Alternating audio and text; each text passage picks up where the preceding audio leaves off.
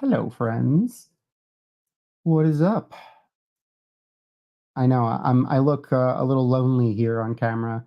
Our dear, lovely co-host Crystal is feeling a bit under the weather from the disease factory that she works in, the school where all the children are, and she can't join us tonight. But you should go on the socials and tweet and Instagram and all that stuff at her and tell her to feel better because she is not feeling great. But we, as a consolation prize, we have the lovely Luna here. Hello, Luna. I'm gonna wake you up, buddy. It's okay. It's okay, Luna. Luna's gonna hang out with us.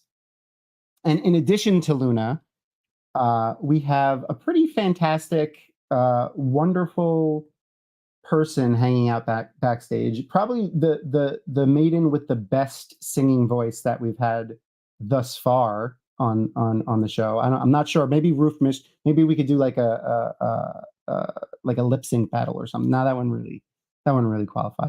We got to do something, maybe something funny with Roof Mistress and Anise and our guests. Let's bring them in.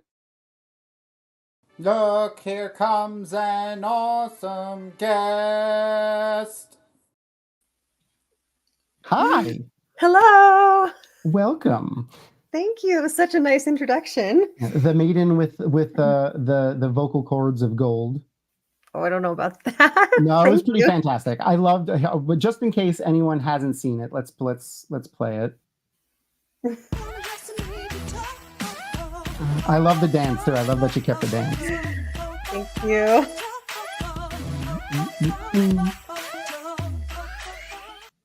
That was my favorite. That was probably my favorite one from this year. Was yours? Oh, absolutely. Thanks so much. It was a lot of fun.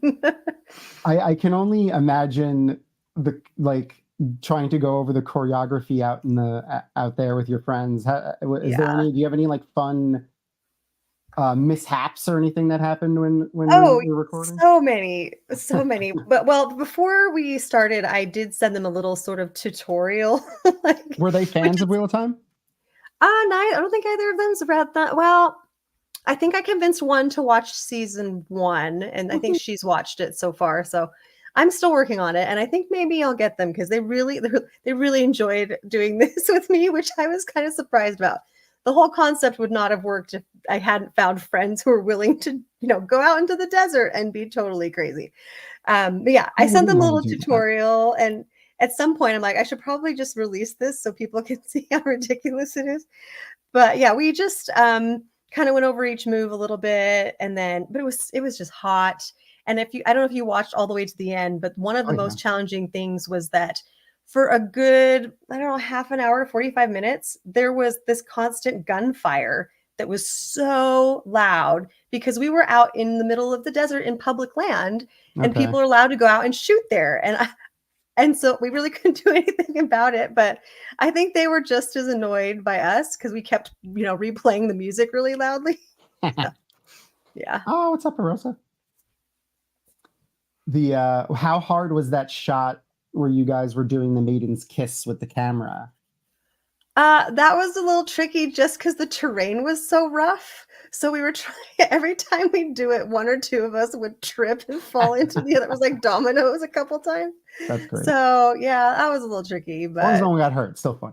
Yeah, another plastic spears. I had to keep everybody safe. You got to get your 5 chuckles in when someone falls down, as per usual. Yeah. No, yeah. I absolutely loved it. And I mean, All the Single Ladies is just a great song too. Like I love when it usually pops up on the Saturday night dance party at Jordan Con, and it made me very happy when that popped up. So what led you, are you a fan? Is it just like you chose the IEL because it worked good with that song, or are you particularly fond of the IEL? Well, I mean, I love and respect the IEL, but I'm 100% a wetlander. I'm definitely more of a hair. I'm more of like a Camelinite, right? I mean, when I was little, when I first read the books, I was like, I am Elaine. That's who I am. So anyway, as much as I wish I could run for 40 miles in the heat. That's just not going to happen. So. Yeah. But yeah, no, it was just the perfect fit, perfect fit for the song. And, as much as we did dance moves, I really tried to make the dance moves more like fighting moves. It wasn't a dance. It was more like we're going to do a workout. I don't know. You're dancing the spears. Come Yeah, on. exactly. It's perfect. Thanks.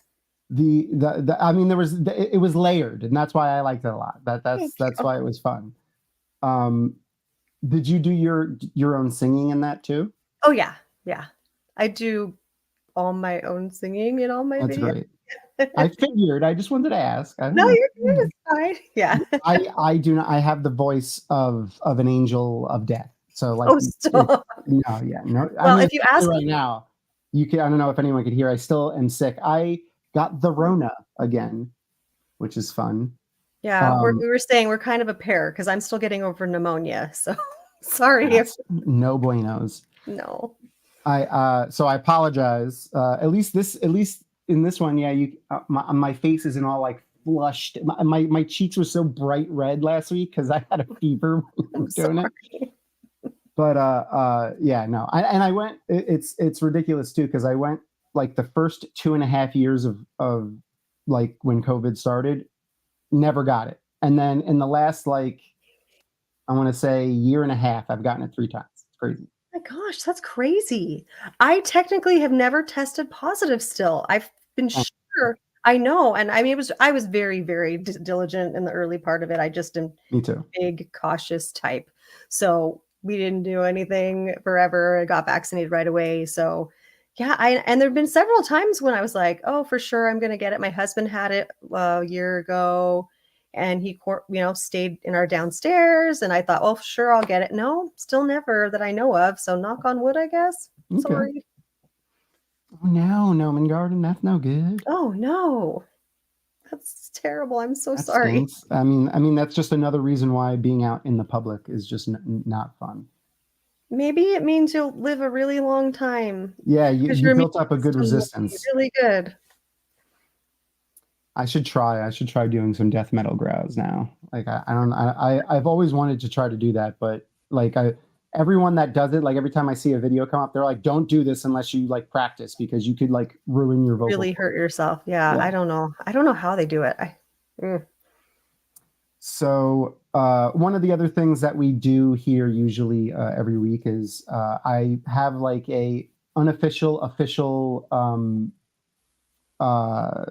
feud going with some of the article writers over at Screen Rant, and they did get some new articles this week. So let's pull those up on the screen.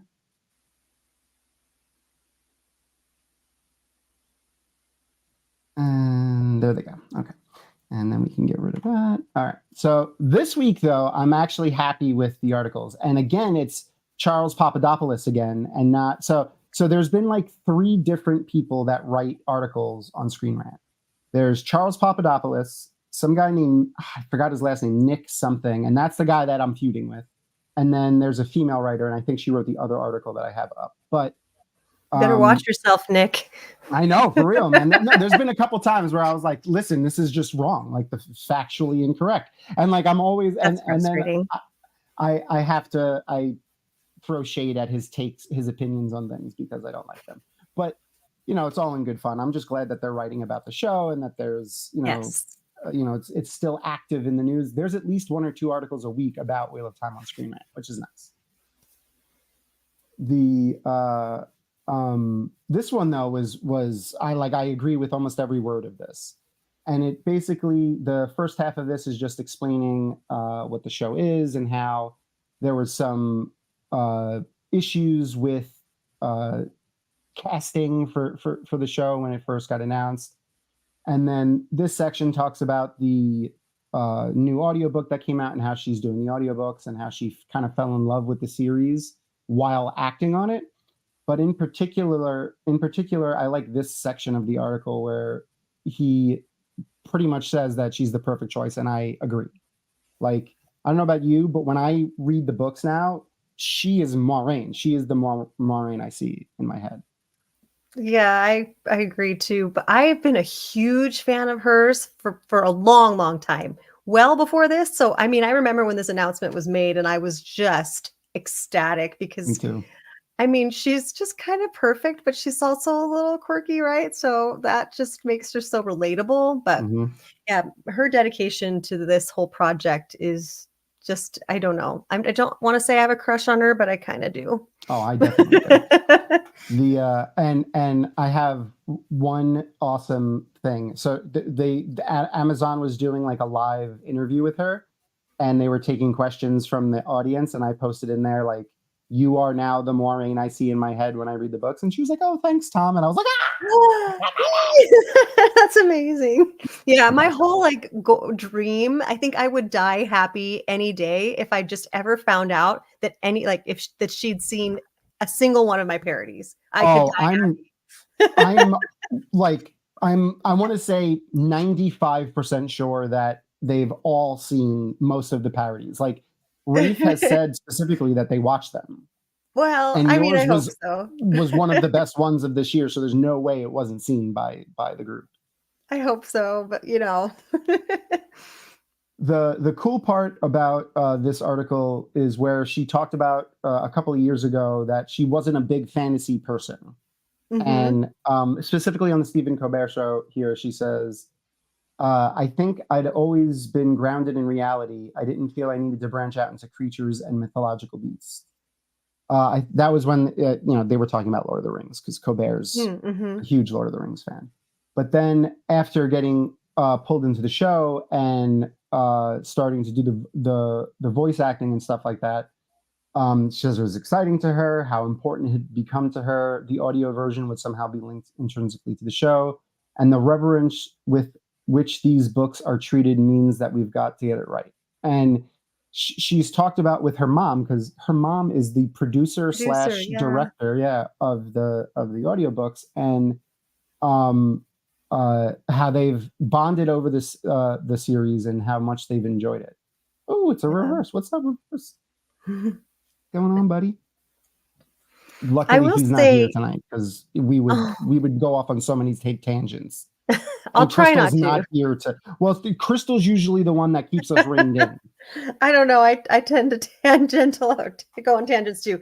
I will say though, the one thing that I as much as I've been a huge fan of her forever, I was and I was excited for the audiobooks. I just wasn't completely sure how she would do with the voices or if she would even do them. Mhm. And then she just knocks it out of the park. I was like, So how does good, she do Loyal so well? It's so just well. amazing. I, So, that Loyal was the exact voice that I was looking for too. yeah. As soon as that book came out, I bought it, scrolled directly to that chapter, and was like, "How did she do it? How did she do it? How did she do it?" Couldn't wait. Well, it's very respectful of the originals too, I think. Yeah, I think she must have done a ton of research listening to that, amazing she work. when she's talked about the prep that she's done for her parts and her in the shows alone, I'm sure I can't even imagine. Like I'm sure she's listened to those audiobooks uncountable amounts of times. Just like the rest of us. Oh yeah, oh yeah. The audiobooks are usually what I listen to when I do like yard work and stuff like that. I'll just throw Mhm. the books on, and I just sometimes I one time, and I'll never do it again because it was like it made me a little crazy that day. I put it on shuffle. Oh, It was oh, weird. So weird. And it was just like that's shuffling interesting. through book what was that? I Chapters or think it was a memory of light. Yeah, chapters. It was shuffling the chapter. oh, It was a memory of light. It was a memory of light. It was weird. It was very weird. huh. I would never have contemplated that, and I'm a little intrigued, but also a little terrified. Yeah. The speaking of audiobooks, Jordan from for those that remember the one that's doing the audio soundscapes, let me get the link to his thing. Is going to be releasing. I didn't have it ready because I'm bad at my job. The he's going to be releasing his soundscape soon. The Mhm. I actually he sent me the and I'm posting it here. So it should have all of the links to all the stuff that are on there. If you've That's so if you cool. backed it on Kickstarter, you'll be getting your copies and all of that stuff. But Eye of the World should be coming out soon. And he said that he's going to be doing edits for both Rosamund Pike and Michael and Kate, which is fantastic. That is fantastic. Yeah, I backed it as like a guest musician, and then I've had pneumonia. And like, no. I didn't get to send anything in. I'm hoping that I'll still be able to for the next one. But anyway, it's fine. It seems like it's going to be super cool. Yeah, no, he loves getting people in to help with, especially the guest musicians, because that's not an easy thing to find someone that's, got the talent and is willing to do something like that. So in the fandom, there's not many of y'all. So he's always looking. I'm sure he'll be excited to have you on. Maybe it's fine. I don't know. I'm just happy for it to happen. Oh yeah, me too. Very, very excited. Anywho, so the other article that we have is, this is the other author. And I've liked most of her stuff, Samantha Crowell. So, and this, again, also one of the things I liked most about season 2, her Arch storyline. I loved it. So good. This is a great example, and I use this as an example of one of the things that the TV show did better than the books, in my opinion. I don't disagree. It was so impactful. It was just gut-wrenching. I don't know if it would have quite the same. Well, I'm sure it would, but just, because I'm a parent, I'm a mom. And so I think there's video evidence because I watched this. Was it this? Yeah. At the watch party with the Dusty Wheel in that movie theater. So that I'm in a corner, but I was just like weeping. I was not okay. And you know what, I will say, it did hit a little different. Like, it took me a half a second to realize, oh shit, right, that's why she's so, like, I was like, oh, she doesn't have her kid. Like when she busted out and she's like screamed like that, I was like, yeah, okay, I get it.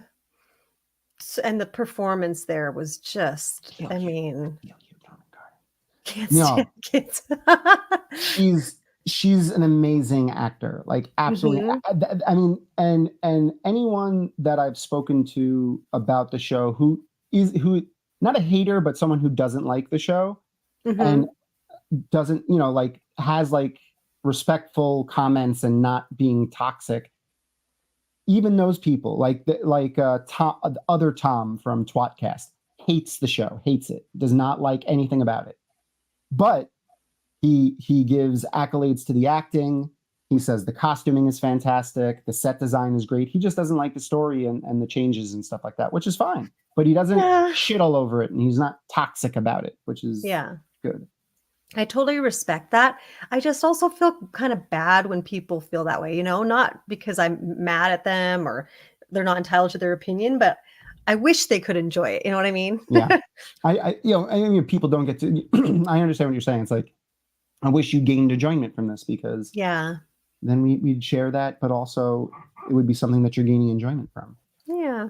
I always choose to focus on the things that I like about something more so than the things I don't like about it. So like some of my favorite movies and TV shows are like ones that are like unanimously not hated, but are bad. They're just like, they're not good TV, quote unquote. But I just enjoy them. There's a lot of like, B horror movies that I just love. My friends and I would go specifically to Blockbuster Video and look for the worst looking horror movie we could find. We called them horroribles, by the way. Oh, that's perfect. Yeah. And we would watch them and make fun of them. Yeah. But yeah, no, I try to look for the things I enjoy in things, because why be angry at stuff? Exactly. I'm in the same boat. Yeah. So that basically for those who don't remember or didn't watch the show, the changes were in her first arch in the books. She goes in to like a hedge maze and gets chased around by Agenor, which is in my, like, I remember being confused then, because they kind of, the Aes Sedai are saying like, you're supposed to be going in and being tested on whether or not you'll come back. Like whether or not your dedication to being an Aes Sedai you'll come back for. So like, of course she doesn't want to be in a hedge maze being chased by one of the Forsaken.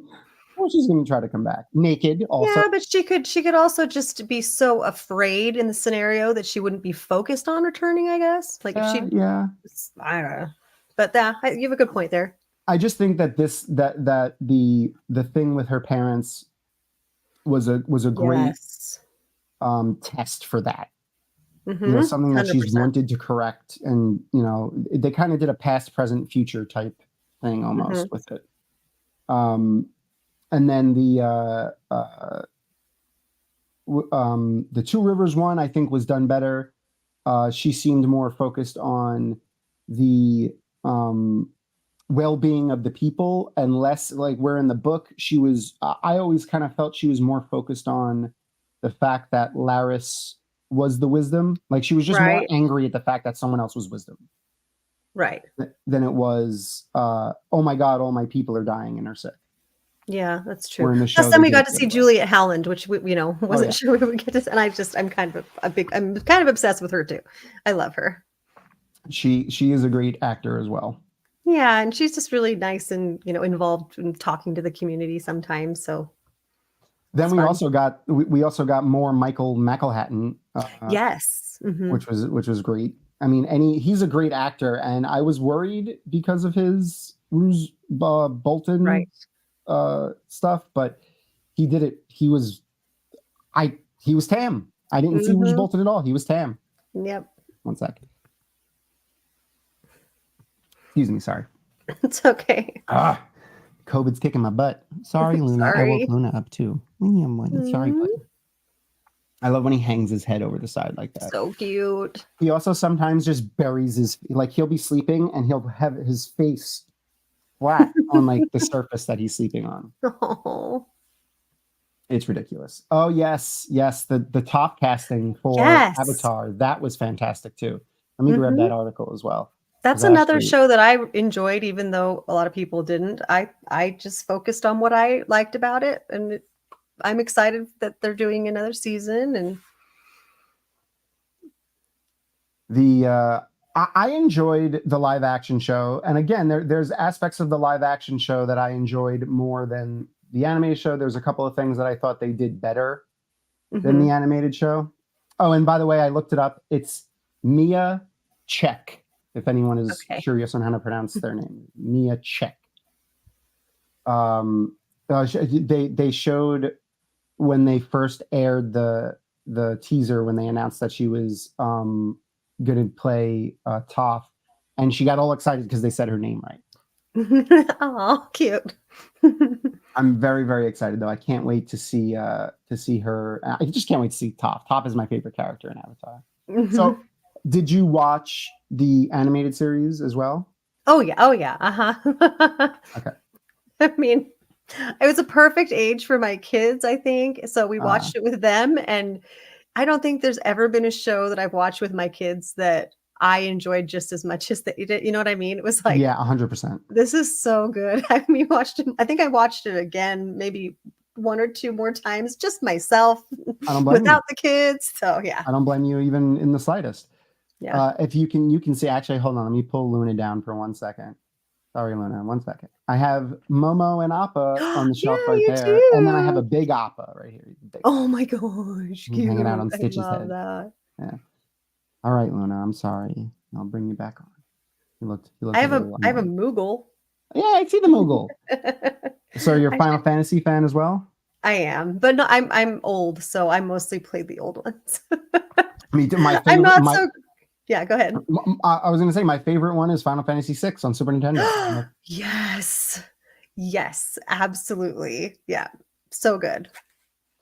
And some of my favorite music to listen to is actually Nobu Uematsu music. Any songs from Final Fantasy. Oh yeah, particularly absolutely. Piano versions of them. I don't know why I really like piano versions of them, but I really do.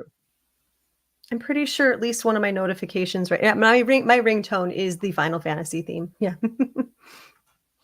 And just in case anyone is curious, I will post the spelling of Nobu's name. So if anyone wants to look it up, I suggest looking up the score for Final Fantasy VI.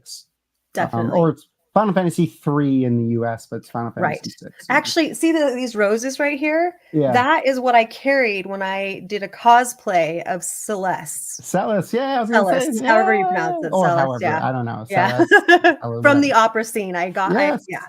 That's such a great song too. The opera scene is such good music. I could totally sing it. Really?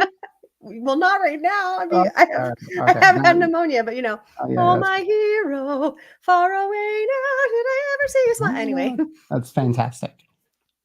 My favorite song in that one is I'm torn between the Magitech Factory and Shadow's theme. I like Shadow's. Oh yeah, with the whistling. Mm-hmm. Yeah, those are great. So good. Anywho, we're here for Fallout. So you've played Final Fantasy. Have you ever played Fallout? No, I actually definitely am sort of a gamer. I wore my guild shirt today. This is my guild for Guild Wars 2, but I really struggle with first person things. So it's just not for me. I don't love shooting things either. It's not for me. So I'm more of like a let me blast you with some rainbows and you'll disintegrate into glitter type. So I know I haven't played Fallout. No, but it's great for the TV show. I love seeing how people, because I've seen especially good takes from people who've never played the games on the Fallout show. It's a testament to the writing and the acting and the production design of the show. It's a good show, even outside of the fact that it's a Fallout property. Well, and when I was watching it, when I first started watching it, there were a couple times where I was like, oh, I can totally see this being like a boss fight or this being like and then I realized I didn't even know that this wasn't actually based on a game at first. A modern, yeah. So I didn't realize that was actually really cool to me, that I was like, oh, even though it's not based on a specific game, it sort of still had a few, I haven't played the games, but I could feel the respect for a video game genre in the show. Does that make sense? Oh yeah. Yeah. There's a lot of fun references. I mean, even right in the first episode, just not even nods to the Fallout games specifically, but gaming in just general. Yeah. They did a really good job making it not even the little nods to things that are within it appeal to a broader audience and not specifically for Fallout, but still works specifically for Fallout too. There's little bits of story from all of the games, which is great because they didn't, again, like you said, this story isn't from any specific game. It's kind of just bits and pieces taken from the entire lore of all the games, which is cool. But it is heavily influenced by 4, because 4 was the most popular one, most recent one. So there's a lot of the aesthetic things, and visually, there's most of that is taken from 4. Are you a fan of post-apocalyptic things? Like dystopian stuff? Yeah. I don't dislike it, but it's not like the genre I go out and seek particularly. But I guess I liked this because it had a bit of a lighter touch to it in a way. Mm-hmm. Does that make sense? Maybe it's because of the score. I just love the juxtaposition of the older music with the. Me too. Yeah, I just loved that. Like a Walking Dead type. Mm-hmm. The darker, depressing ones. That's not my cup of tea usually. That's fair. So this was, I liked this more than other ones. I 100% agree with, I don't like to be depressed by my entertainment. Same. I liked Walking Dead and I watched it, but like I couldn't sit and just watch it. I would, like, even after, like, I've gone back and rewatched some of the newer stuff because I didn't stay up to date when it was coming out. And I can only do a couple episodes at a time when it gets like too depressing. Yeah. I'm like, I don't need this. But Fallout does a great job of, even while showing you horrible things, just making it so that it doesn't settle in you for too long. Yeah. Mm-hmm. There you go. That's a good descriptor of it. Yeah. Oh yeah. Oh yeah, so much. And I love that they won an Emmy for the score. So that they were up for like, I want to say 17 or 18 Emmys, but Yeah. Shogun swept every Emmy that they were also up for, Shogun was up for, and Shogun won everything. Which just makes me a little bit bitter. A little. I liked Shogun a lot, but I always just feel bad when, and I always feel like there's always a show that does that. Or a movie that does that. It's never like every year, someone wins 2 or 3. There's always one that takes home 20. Yeah, and I'm not so much bitter about Fallout not winning any of them as much as I am about Wheel of Time not getting nominated, because that's just stupid. Yeah. Well, you know what it is? It's a lot of those, and I know everyone says this and it's kind of like cliche at this point, but those award shows are very political. And oh yeah. What you need to do apparently to be able to be on those, and a lot of actors have gotten like flack for it, is you need to, like, for a specific show, the production company has to go and campaign essentially for it amongst the thing. And actors, when they're up for things, they need to go and campaign. But a lot of actors are like, no, if you want to give me an award, give me an award. Like, I'm not going to go ask for it. That's not winning an award. Yeah, exactly. But Amazon, for whatever reason, just doesn't put the attention behind Wheel of Time that most of us feel like it deserves. Yeah, I mean, everybody said it, but I mean, just the costumes. It's just, everything else, and when you're talking about the score, I love the Fallout score. I think it's so appropriate and so creative, but a lot of that music is not, that's impactful, is not even new.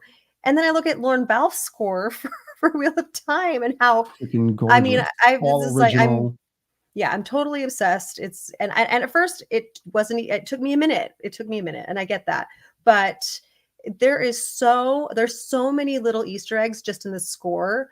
And it's so unique and it's so global that I don't know. I'm just grumpy about it. They actually won, like, they didn't win like best score. They won outstanding music supervision, which is basically that makes more sense. It's the arrangement. It was the arrangement of it. Which I think Shogun that's fair. Won the score. All right, well, but that's just more traditional, whatever. Okay. It's not breaking it's not breaking any new ground I think Wheel of Time did. But that's just me. I totally agree. And season 2 particularly had a dear friend of mine and the show, Nicole Kopelkar, he worked on it. He worked on it that season. And if those don't remember, he was the guy that did the back when they first announced it, he was like trying to pitch to be able to work on the show. He had the Budapest. He's a composer and artist, like that's his profession. He composed an original piece for the Budapest orchestra to play. That he was like, "This is what I would do for the Wheel of Time theme," and it was gorgeous. If you haven't heard that, go and listen to Nichols.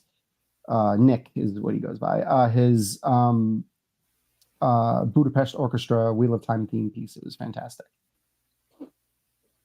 Anywho, what we usually do, for those who don't remember, is we have our fun little watch party. Let me pull that up for everybody.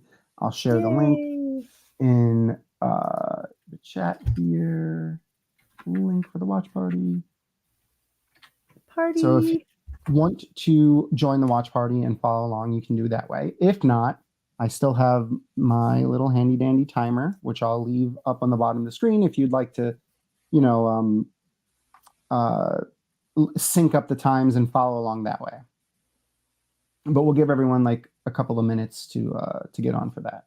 So if you were stuck in the wastelands, where do you see yourself? Where would you see yourself? Do you think dead? Dead? Yeah, that's usually my wife and I's answer.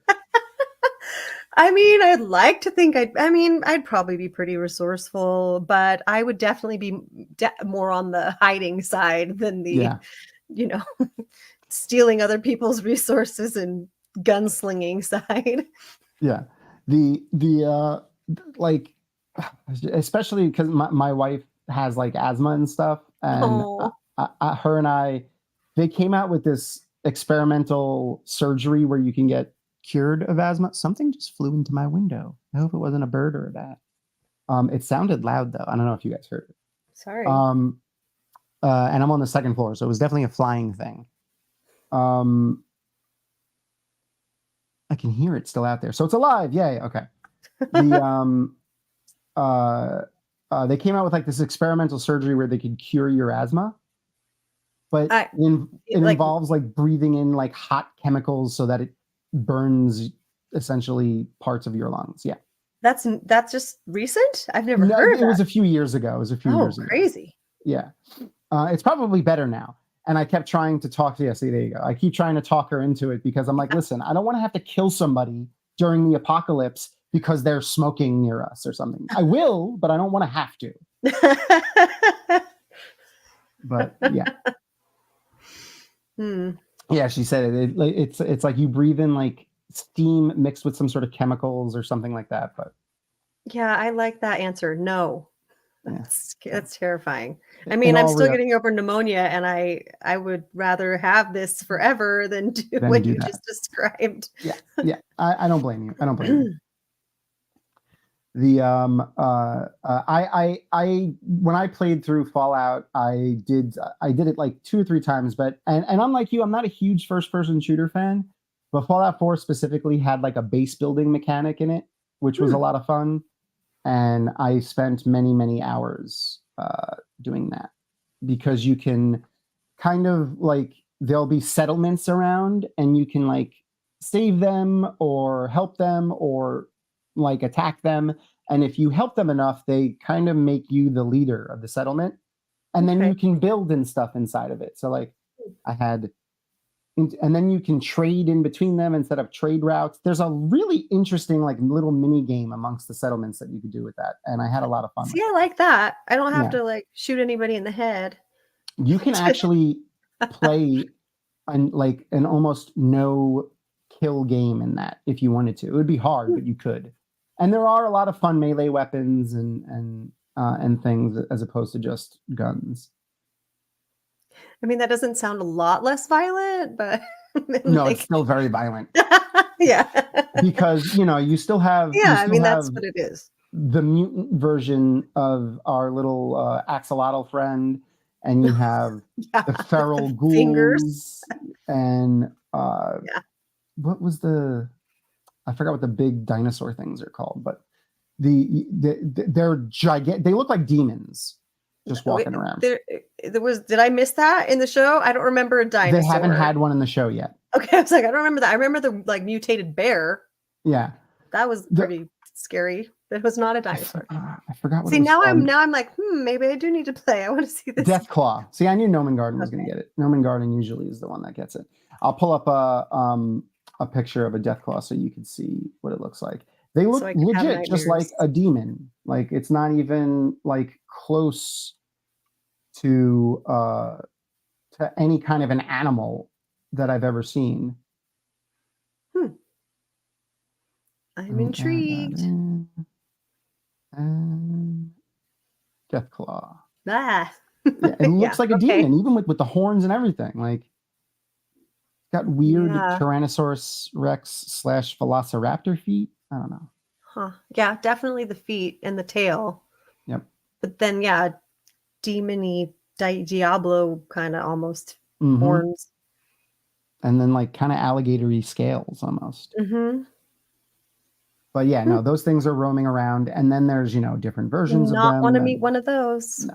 Sometimes they're like glowing with like radiation, and like it's very like creative. You could choose to not mess around with the human enemies in that, or befriend a lot of them. But the enemies like that, you really don't have much of a choice but to fight. All right, so I think that was enough time for people to get ready to watch to join things and sync up times. Yeah, Trolloc version 1. You know what? Like it could be a Trolloc. It could be a Trolloc. It needs to be just a little bit more human to be a Trolloc. But it looks like if you took a Trolloc all the way to the end of the animal spectrum. And even though I don't know, I mean, it's not necessary, I somehow always imagine them to be a little hairier Trollocs. I mean, I don't remember a lot of scaled Trollocs.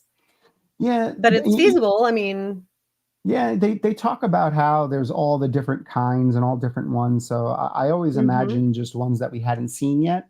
And maybe they just kind of took the ones that are prevalent in the lands that they were in. And then those are the ones that kind of, you know, kind so of if you get out going. to Shara, then they might be like iguana a Grolm Trollocs. Trolloc. Yeah.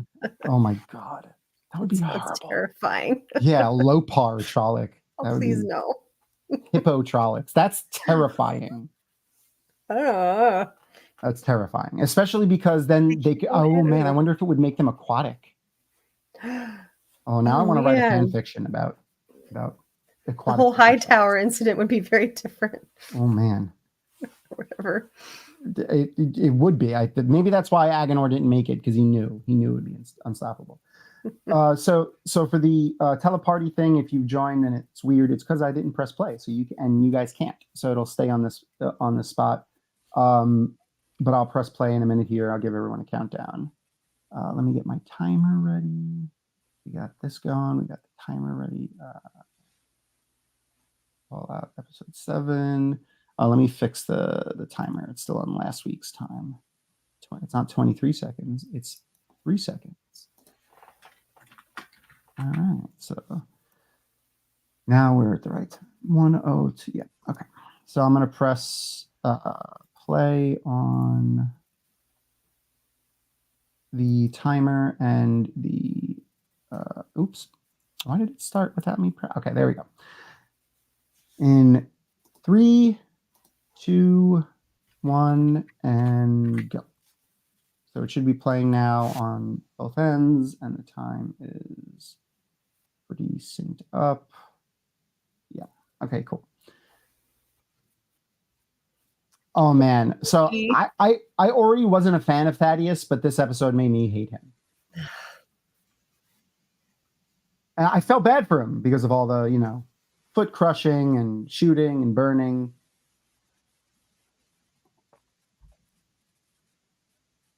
Have you seen Deadpool and Wolverine? No, I haven't yet. Have you seen any of the Deadpool movies? Just the edited one. Yeah, that's fine. So what is it called? Happily Ever After or whatever. Yeah. But the woman, his roommate, the woman that he lives with who's blind. Yeah. That's the overseer. That's Blind Al. That's Blind Al. These people were creepy. What did you think of the cult from the last? Oh yeah, that was. Well, yeah, the cult part was not what I was expecting. I still don't quite know where they were going with that, like where that came from. I mean, I guess I know, but it just it all made sense when they started talking about, what all these, weird mutations and stuff.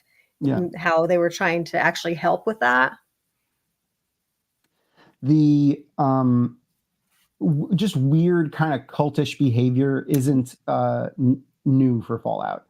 Okay. In Fallout, there's actually a lot of weird kind of like religions that pop up around. Okay. There's a cult of Atom, Atom, and yeah. So this armor, actually, I think I have a picture of it. I do. So this was a great nod. Oh my gosh! To the armor from the game. They did a great job with that. Yeah. I was like, this armor looks familiar, and when I Googled it, it was like, it's the Ranger armor from Fallout 4. Oh, perfect. Another little nod. They have a lot of them sprinkled through for the games, and it's fantastic. Specifically, the power armor too. The power armor in this game is all the power armor from Fallout 4. Oh. And that looks like a house that you could build in Fallout 4. That's exactly what the building of the settlements looks like. Oh God. Every part about this scene is great. It's so good, but it's so tense and sad. It is. But Walton is such a good actor, and Yes. I love the way they set it up. He's such a sick bastard.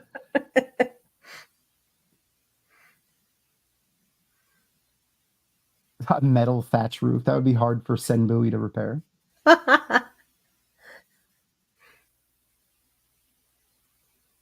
He does. He's always like a great villain, but I'm hoping they kind of do like a redemption arc for him. Oh yeah, I mean it's already kind of in the works, right? Kind of, yeah, a little bit. Yeah. They made us love him with the dog because they were like, everyone was like instantly, no, we hate him. We hate this man because he killed the dog. But then he brought it back, which was obviously his plan all along. So, and a stim pack is not a thing that you waste, and the fact that he used it on the dog is just telling on how he's a good character at heart. See, this is so fun to hear the backstory of certain things, because I wouldn't have known that, and it just adds another layer. Yeah, this stim pack could literally regrow limbs. It heals broken bones. It'll bring you back from death almost. I love those little like almost super technology that almost really shouldn't exist. It makes it kind of fun. Like how much is retro and how much is like what you can just heal that. Yeah, and they had them in the weird 1950s timeline that they were in. Like all of that technology is old. Like that's from then. It's not like new stuff, which is hilarious. Especially power armor and like holograms. Yeah, it's crazy. I love that. But then they still have like a retro looking refrigerator, Yeah, and the cars. Yeah. They call it retro futuristic. Yeah, that's a really fun genre, like the Jetsons or something. Yeah. And I brought it up a couple times before, but that's the kind of aesthetic they're going for in the new Fantastic Four movie that's coming out. Oh, I like that. Yeah, their universe is like they called it a retro 1950s. Oh, this is sad. I know.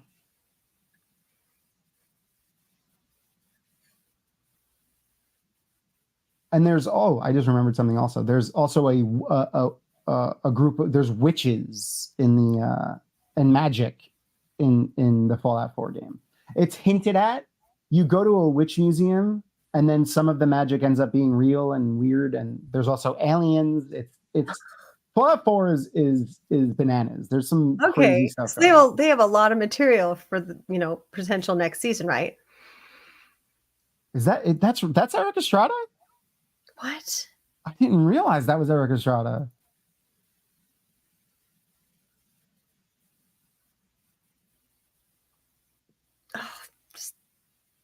Oh yeah, okay, it is him. I did not realize that at all. Oh yeah, it's right there. Oh, cool. Yeah, he looks a lot. I mean, in his actor picture that they have on the thing, I could definitely see it. But the makeup did a great job at dirtying him up and stuff. I did not realize that was him at all.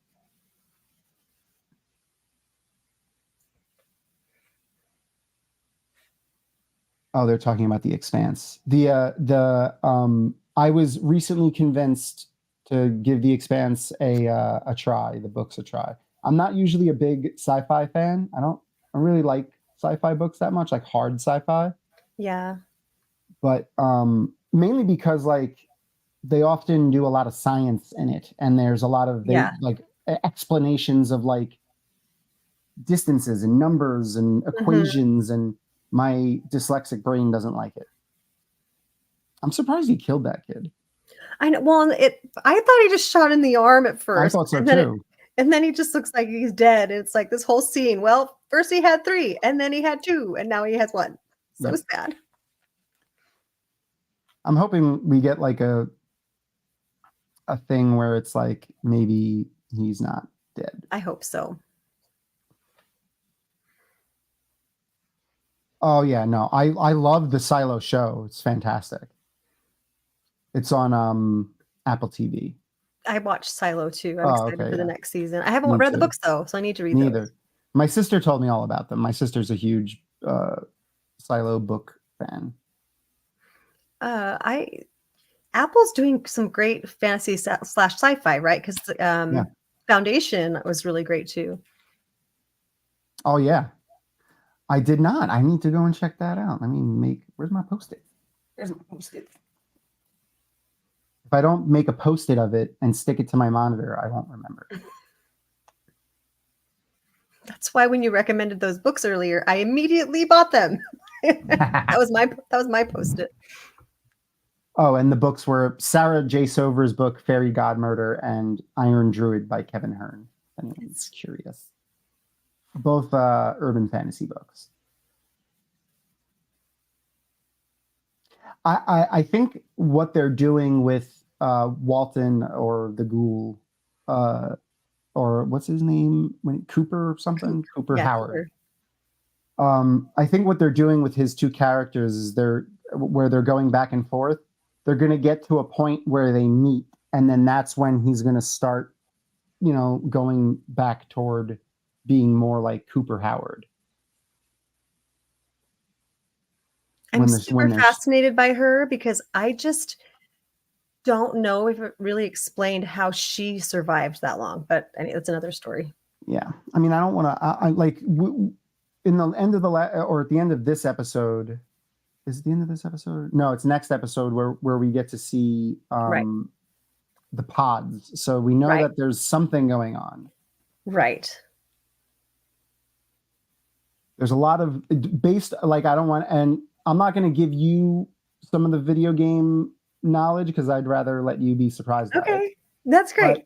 But, it could be many things. I don't know for sure. There are several different things that it could be from the game, and it could be any one or multiples of them. So okay, there's a lot of different options that they could be pulling from. I don't know what they have chosen to use. For those who have played the game, I think everyone knows what I'm talking about. She's a great actor, though.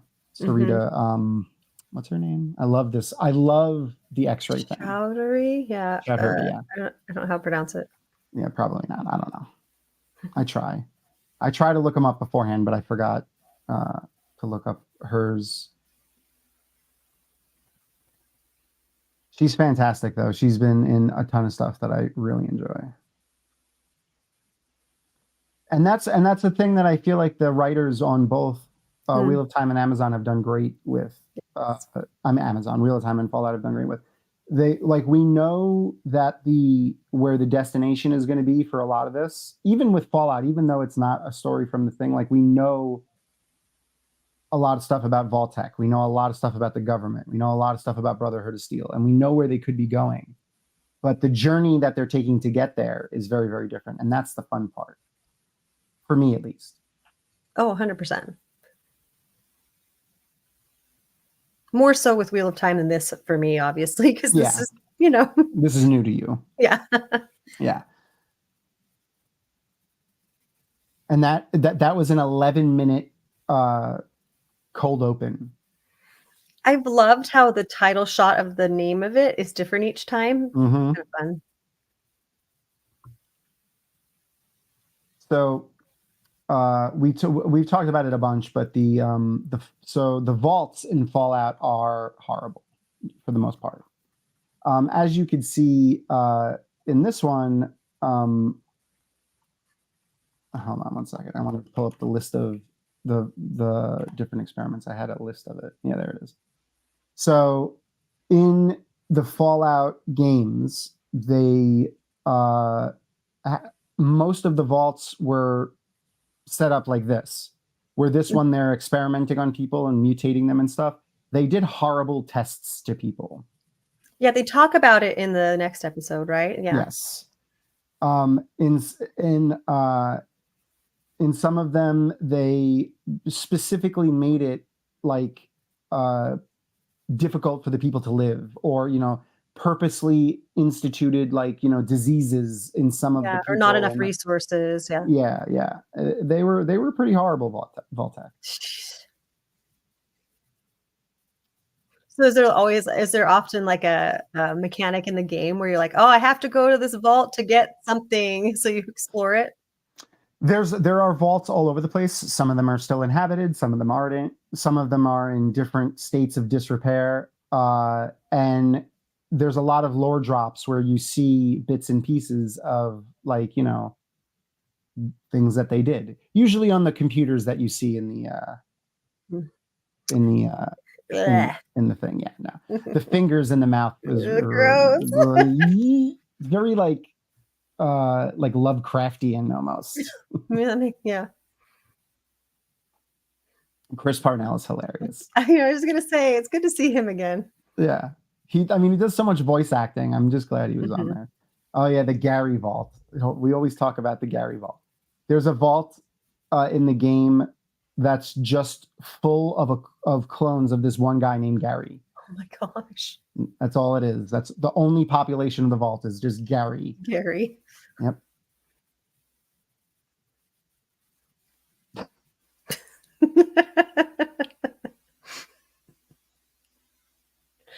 Oh, 100%. And the set designers for the show do a great job with leaning into that.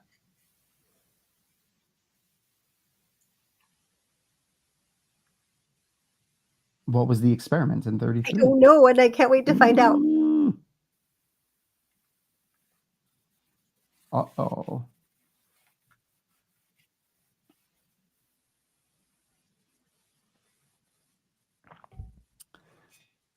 She got black bagged. That armor is also in the game. Oh, cool. The security armor that she was wearing. I just love him. I love his like innocence and his like. He's like a child. He's Yeah. like he's like he makes me think of like an 8-year-old almost. Yeah. I mean, he's doing exactly what a child would do in this case. He put on the robe, he's wearing the slippers, he's eating all the candy, and the popcorn, and watching TV. But then he switches back to military. Yeah. And the music right here. So good. There's another great video game reference with the giant backpack for the person carrying around all the crap that you have to carry around in a game. That's really funny, yeah.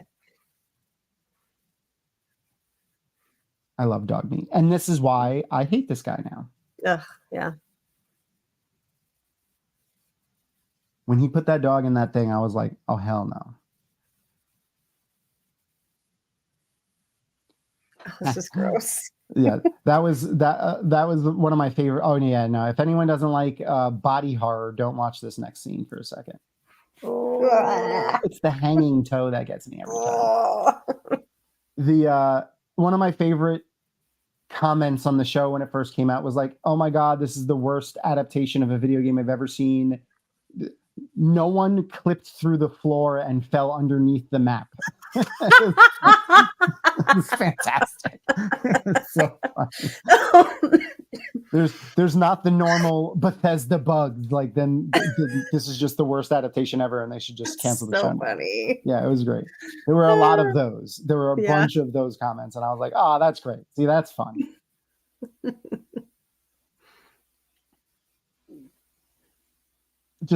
I just like how nonchalantly they're fiddling with a fusion reactor. Fusion reactor core. Yeah. And that technology alone, they have a fusion reactor and the thing the size of essentially like a freaking Stanley cup or a thermos or something. No. Yeah. See, this is what made me hate this guy. And I was like, no problem. Just kill this person. I don't care that he checks if he could still breathe. I don't care. You put a dog in like, no. I'm surprised they get away with how close the logo is to Coca-Cola on that. Yeah. Yeah, free advertisement, I guess. Oh, and I have a picture of this red rocket from the game too. Oh, very cool. Oh similar. My gosh, yeah. That's amazing. Yeah, that's Fallout 4 also. And this is actually where you find dog meat in Fallout 4. Delicious. I hope they And that's, you know, kind of what they're getting at there. Whoever stumbles in there is going to find dog meat. I love this. This was great. So they're not horrible. They're just No. weirdly cultish. They're just weird. Yeah.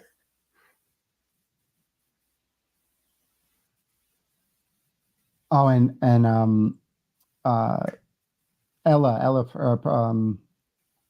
Purnell. is it Purnell too? Oh, it's Purnell. Purnell, and not he's Chris Parnell. Parnell. I Yeah. didn't even, that just confused me just now, and I hadn't done it yet. But she's a fantastic actor too. I can't Isn't wait she? to see more of Yeah. her.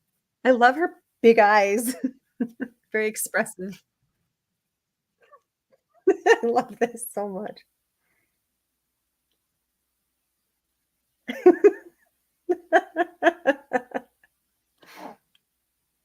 It's the hair. It's his hair. Yeah. It's his like little pompadour bobbing up and down. That got me.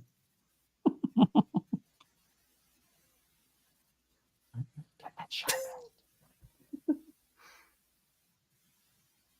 She does have gigantic anime eyes. Right?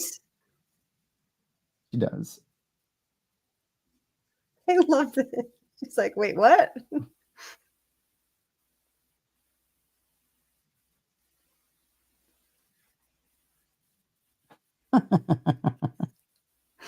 Almost immediately, for sure, on the surface. Yeah. And then they give her the supplies. Oh, that's cool. Yeah, I could see she'd be a good like end game going like at the end of the series.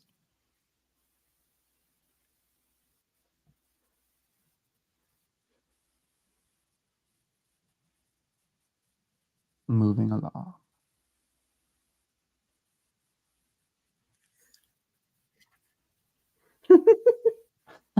My friend really likes it here.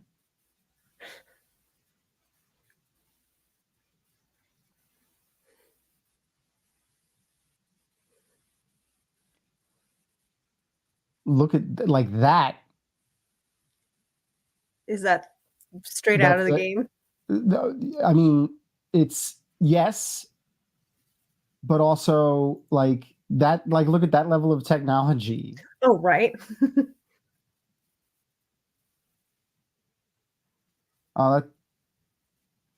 So Fires of Heaven. Okay, I can keep my brain there. So we'll keep it to Fires of Heaven for you. Reverse. I love how she's like, hey, no, wait. Yeah, and here you go. Here's a perfect example of the music. Music. What does this remind me of? There's another. Yeah, they use this in something else too now. Is it Mars Attacks? I don't know. That's what it made me think of for some reason. I don't know. But they do such a good job with the music in the show and the scenes that they pick it for. Yeah. Really?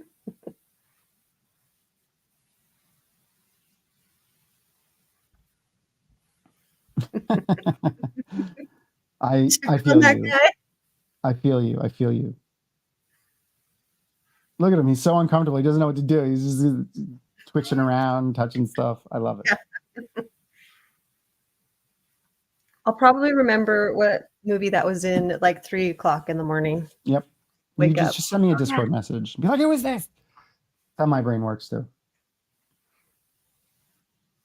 This armor also is like 100% directly out of the game. That's awesome. Like a perfect copy. Where you going, buddy? Luna's heading out, I guess. Where you going, huh?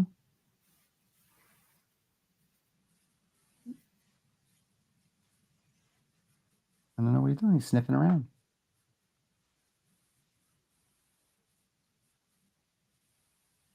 His character is probably the most interesting one for me. The way he goes back and forth with like he wants to be a knight and like save and help people, but also he's just willing to do all these horrible things. Yeah. It's almost like a split personality. Well, it's because it's kind of how he was indoctrinated, right? Like if you're doing the right thing, you can do all these horrible things in the name of the right thing, maybe a little. I don't know. But yeah, he definitely has his own personality. But it's the lying and things like that, pretending to be Titus and killing Titus and then trying to kill Thaddeus and maybe making his friend specifically fail being able to be the, when he got the position in the first place, he, oh, by the way, that was Rena. Oh yeah. Oh, totally. Yeah. I got that. Yeah. Yeah. They're awesome. Celia. Yeah. Is that right? Yeah. Yeah. And his Jones. This is probably the first selfless thing that he's done in the show. Which makes me feel like they're trying to show like Lucy having like a positive impact on these characters. Like she had a positive impact on the ghoul. Yeah. I didn't have a lot of sympathy for the real Titus anyway. No. I was like, you just blamed him for this thing that really wasn't your fault. So yeah, I think and I used to like Michael Rappaport, but he's recently been kind of a douche, so I'm not a big fan. I used to like his comedy though a lot, and he's from New York, so he's a comedian from New York. Oh, okay. That might be why I know him.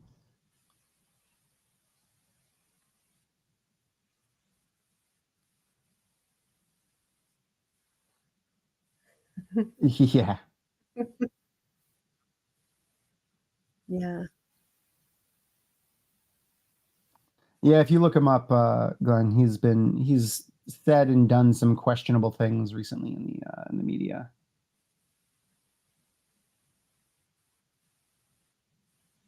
I know. Most of the vaults are really big.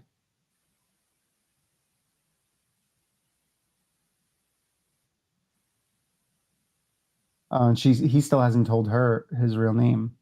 Right. I love my how favorite part. This. Yeah. My favorite part between the two of them is her being so comfortably forward and him being so like awkward in things. Like it's a good dynamic flip as what you would usually see.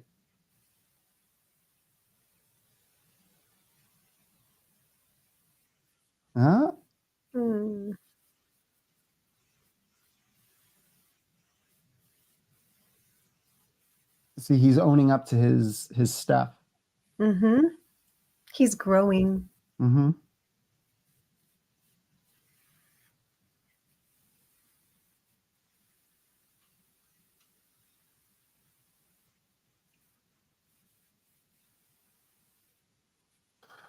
Everyone's got some shit, buddy.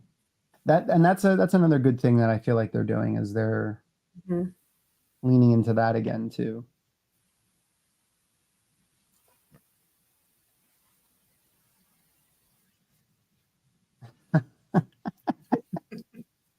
I've only been up here for 2 weeks. Oh, that's the first time we got a timeline for the show. Yeah. 2 weeks. 2 weeks. She's done a lot of changing in 2 weeks too. Yeah. I think it's kind of her willingness to accept different ideologies almost is really cool. For being in like a tiny community that she went out into this crazy wasteland and has been pretty accepting. I like that. A few levels. and like cheating. To harken back to Wheel of Time, like that is usually the a winning characteristic of the good guys is the ability and the willingness to adapt and change and learn and grow. those are usually the people who are either the good guys or the ones that succeed or excel in whatever it is. And I like that they're kind of making the new idea of a main character is a main character like Ella or Lucy, instead of being like, just badass from the beginning and like the cool lone wolf type, whatever. I was really glad that this guy showed up again because he's the chicken fucker. So, yeah, yes, exactly. Just 'cause he's so weird. His name is Snake Oil Salesman, by the way. That's his name. He just feels like an NPC, right? Like a really kooky NPC. He's like the NPC that you don't know if you want to kill him, like because he's annoying, but also he's funny, so maybe you don't.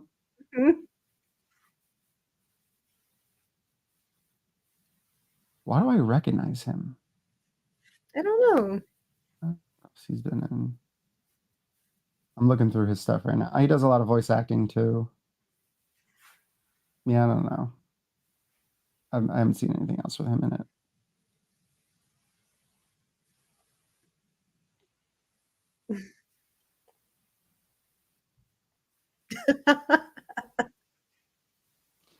Yeah, you never know who's going to be important or who you can recruit as a companion.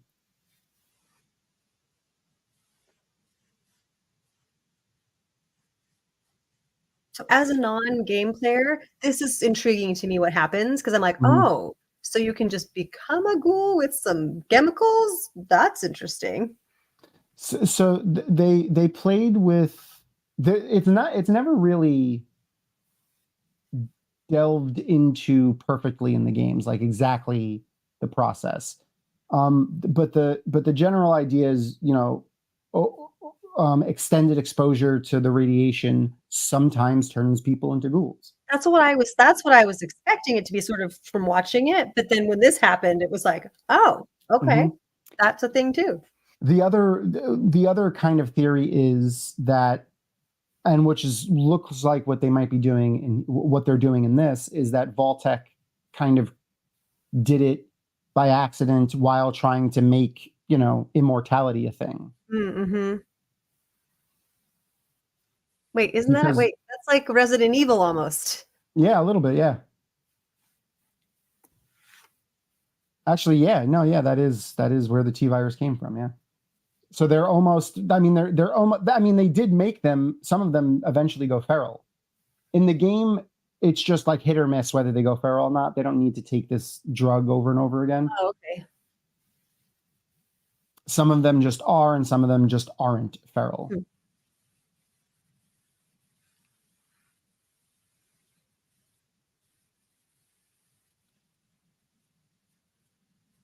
They don't, you don't become a ghoul by being bitten by them in the game. No, I don't think so.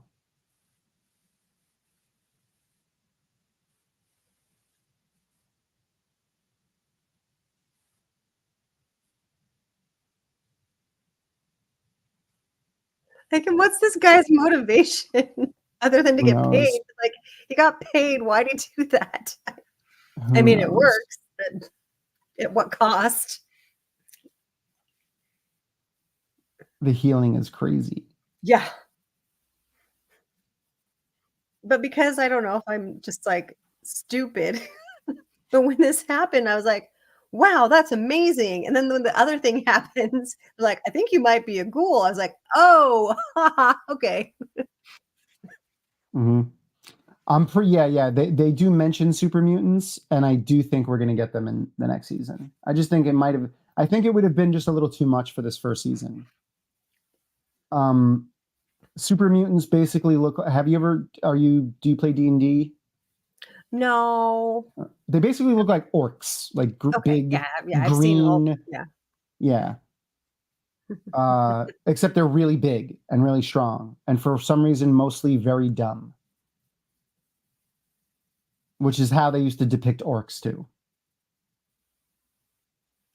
difference.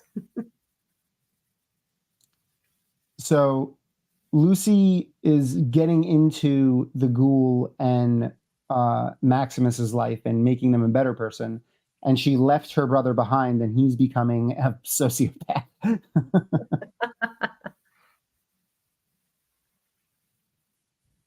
He is a tiny little man too. Yes, he is. His chest is at the height of that. He barely has to bend over to look into that slot. I don't know if you've noticed, he started getting a goatee in the last 2 or 3 episodes. Oh, I didn't catch that. His like villain goatee is growing in. We get a close up of his face a couple times in this episode. You'll see it. But at the same time, he has, yes, exactly. His arc's fascinating. He has good motivation for all of his choices. I mean, most villains usually do.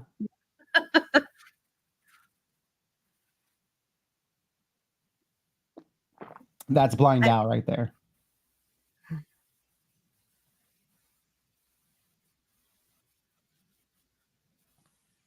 I mean, as much as I wasn't like, let's murder these people, I wouldn't have been on board with, let's just integrate them either. Yeah. Especially seeing as they were still just very hyper violent. Yeah. I love him though. Yeah. Zach Cherry, he's a really funny comedian. Ooh, Norm is right.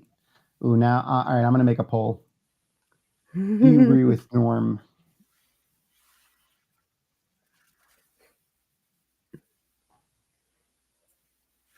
This is, again, great music. Yep.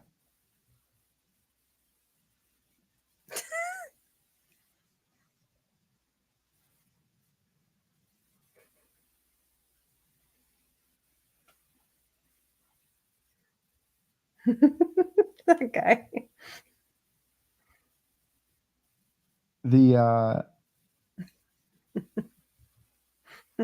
I've had kids. I can relate to that. Yeah. Whatchamacall?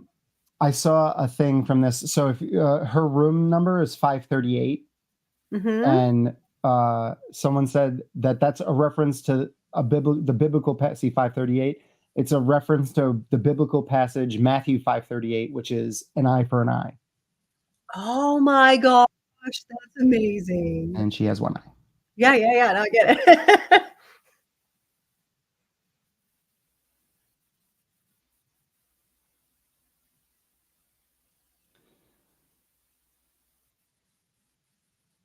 She's gonna end up being something. Like there's no way. Like she's gonna end up doing something.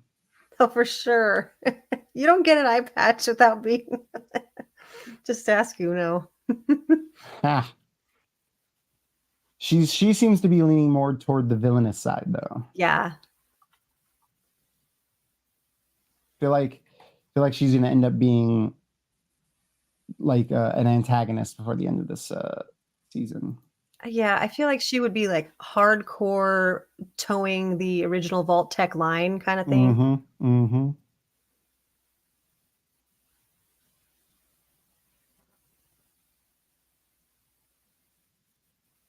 We all are, Norm.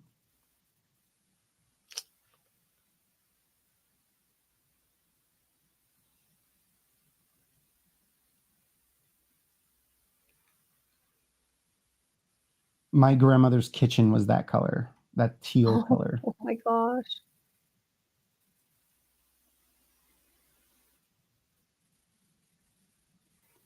That's just like the picture you showed. That's so cool. They did a really good job.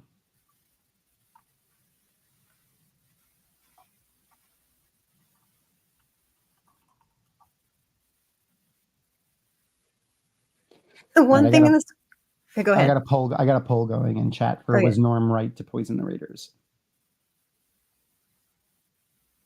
It signed me out of my YouTube, so I had to sign back in. Oh, dang it.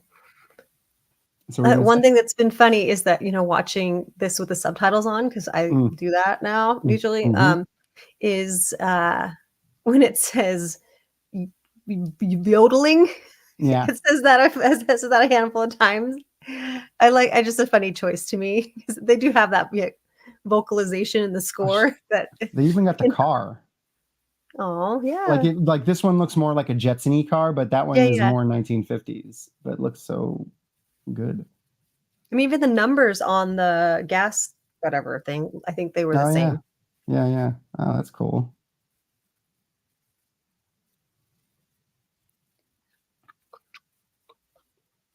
Yay. And shit, it was there only there for a second. There's like a yellow frame kind of sitting in front of the garage. That's a power armor frame.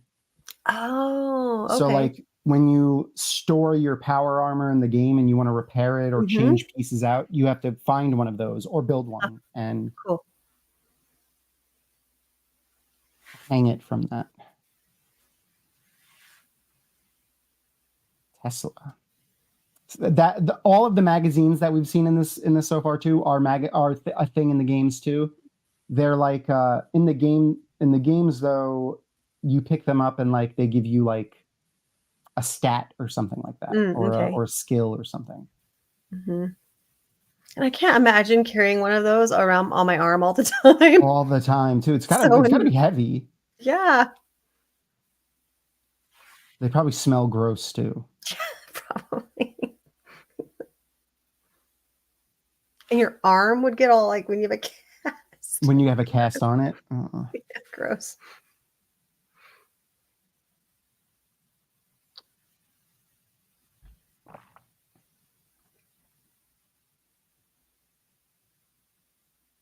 His wife is a no nonsense. Like she really she's got a mission and she doesn't even care. Like this mission, I'm doing this.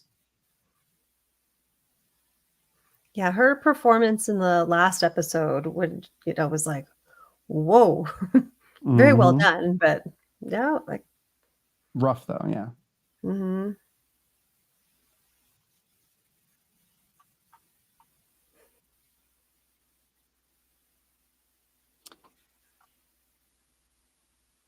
Is this yeah, okay. We're slowly catching up to the two characters meeting each other, essentially.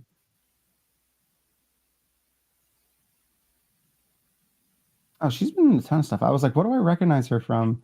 She's been in a bunch of stuff. The Boys, Law and Order, Man in the High Castle, which was a great show. I haven't seen that yet.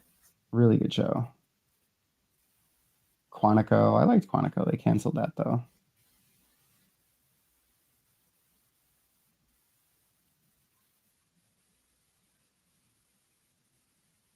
I know. It was huge. It was like yeah. That's like my whole forearm. The whole thing.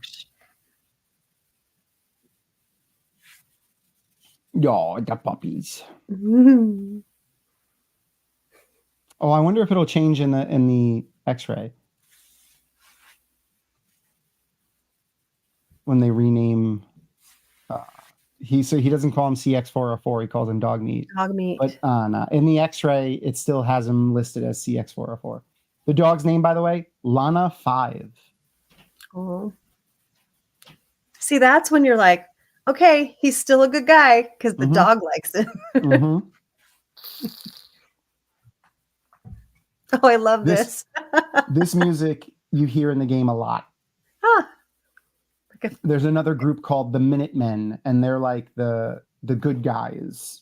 They're trying to protect people. They're like what the Brotherhood of the Steel say they are. They just go around protecting people, stopping raiders, and there's no catch. That's why they're having this conversation. Because you in the game, when you do the Minuteman quest, the main character, the leader of the Minutemen will continuously call you up and be like, a settlement's in trouble. They need your help. And like it's every 5 minutes. Like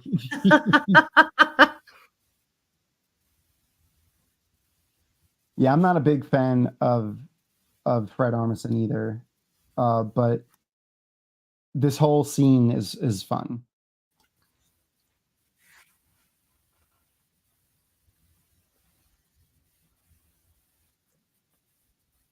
This is so funny. You pan out and you're like, oh, Oh, all right then. great Just job. Gigantic. They're literally gigantic bear and mouse traps. Bear and mouse traps. Yeah. Critics. An incredibly meta conversation.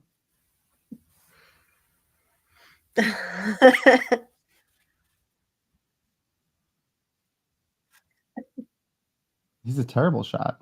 Yeah, I was like, is he a stormtrooper? Ha ha ha. That's what it feels like. Look at them. They're just They're like, okay. I suck without a scope. It's like that scene from Pulp Fiction when they shoot at Jules.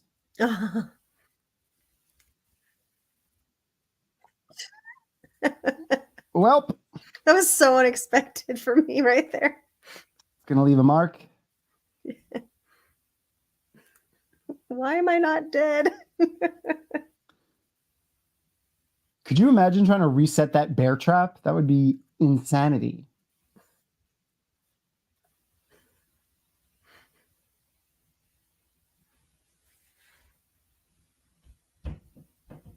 I wouldn't do that. He's so ridiculous.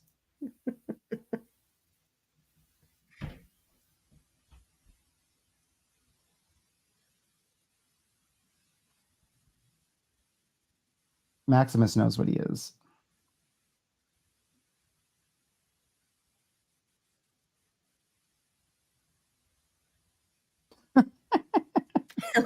It's his reaction to things. No. It's, oh no.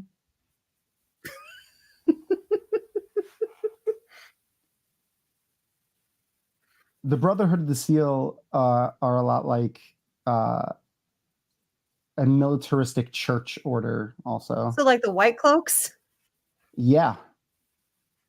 That's a good except instead of being against Aes Sedai and the One Power, they're against technology.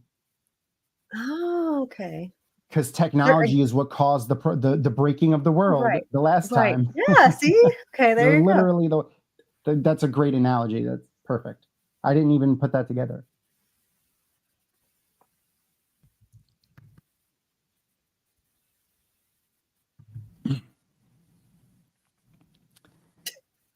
Wow. He's so ridiculous. I don't know why I don't hate him more than I thought I would, but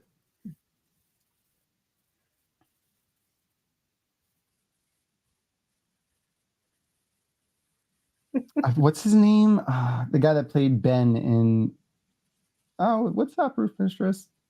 Thank you.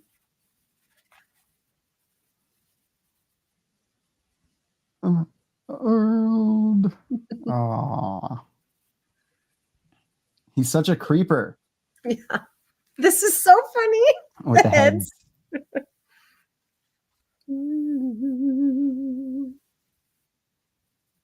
It's nice This to see guy's him a great smile. actor too. Yeah. He was a big time stage actor before this. Yeah.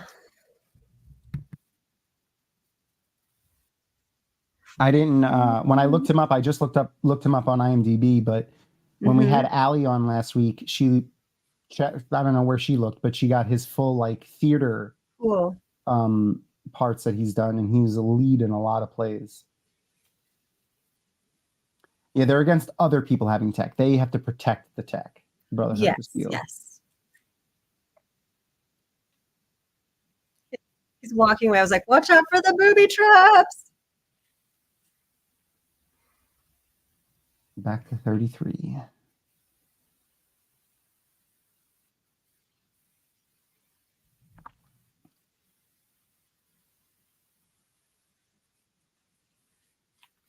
Agreeability. He looks like Chris Evans looked when they made him small in Captain America. He kind of does. I love this.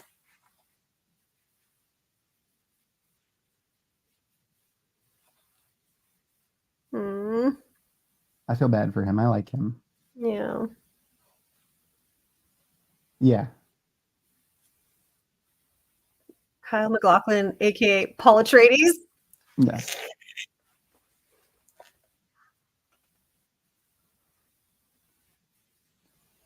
Are you a big Dune fan? Yeah. I actually really liked the Kyle MacLachlan movie. I Really? know it's super hokey and bad in a lot of ways, but I don't know. I liked a lot liked of it too. But that's the thing. I like those types of movies. Yeah. There's so many great people in it. Patrick Mm-hmm. Stewart, Sting. Yeah, I don't know. It's just good. I haven't read all the books, and I haven't seen the second one. What up, String?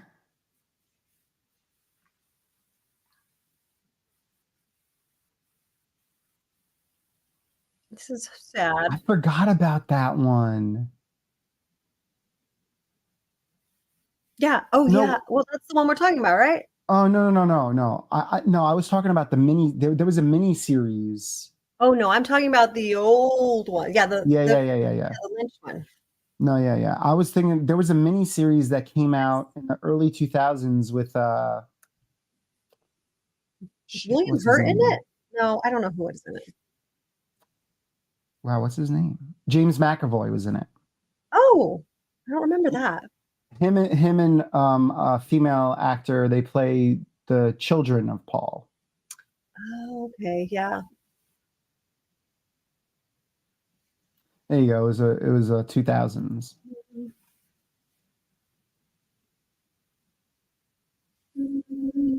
I forgot about that until just now. Children of Dune, that's what it was.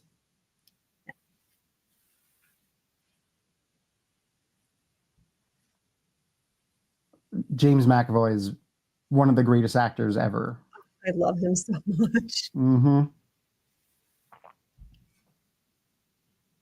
She's a little too excited for me. Yeah, she is.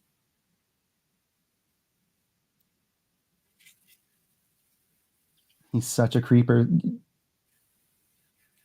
Yeah, but I would be too. I want to find out what's going on. Yeah, me too, yeah.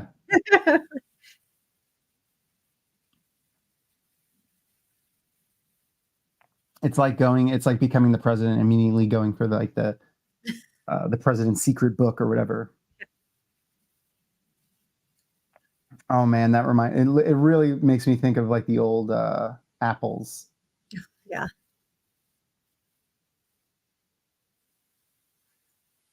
Play some number munchers. That's the mini game that you play when you hack computers in the video game. Really? Oh. Yeah. It's exactly the mini game that you play in the so cool. In the thing.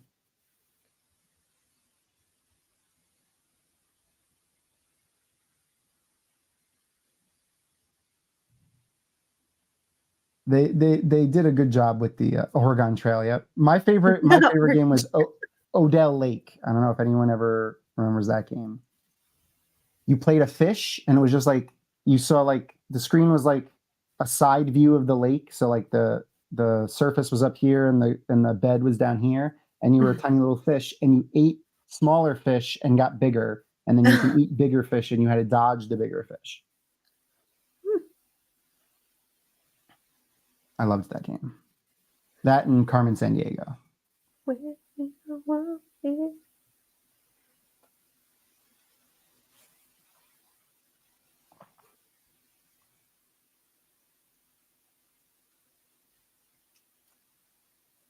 Are his eyes green? No, that's just a reflection. Thing.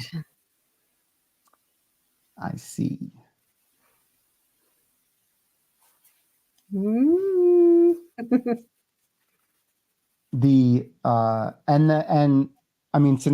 we've talked about how we're talking about the whole show in this. So in the next episode we see what he finds when he gets there. That's also a reference to a thing from the game, which is fun. It's different than it is in the game. It's another thing that Vault-Tec was trying to do to have immortality, was they were, trying to put the brain in a robot. You run into a couple of them. Some of them, only one of them was good, and then the rest of them are evil. Evil brains. Yeah. but they're in like in the video game, they're in like legit big bodies with like they're not like human looking, but lots of weapons and scary. See, when I think of Evil Brain, I think of Wrinkle in Time. Okay. I go right to Krang from Ninja Turtles.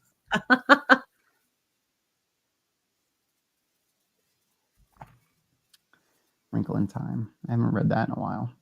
I never saw that movie. The animated one that was relatively... I didn't either. I think it had pretty good reviews, too. Cliffhanger!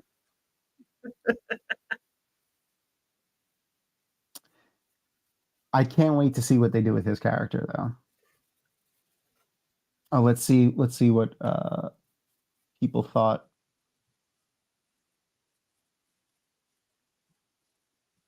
67% of people said yes, they would, and 33 said no.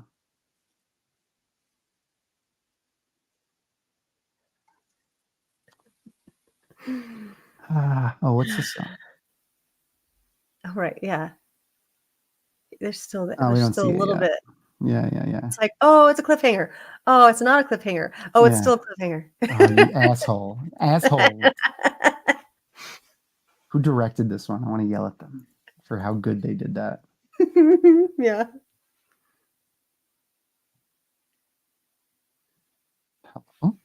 Yeah, see, look, you could see the goatee starting. Mm-hmm. He's going into his villain phase. Now you could really see it. Yeah. When he gets into the shadow, you could see it. This is so mean.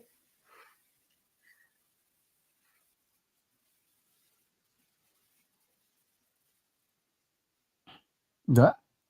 I totally paused and went back to see, like, what is he looking at there? I can't tell what it is. Oh, it's the Minutemen theme again. I'm gonna grab a picture of the brain robots from Fallout 4. Yeah, there they are.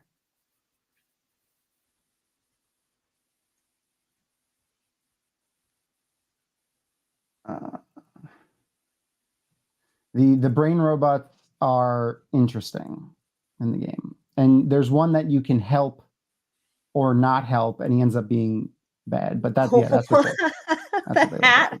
Yeah, that's one of the good ones. Okay, he has to be good with the jaunty hat. Exactly.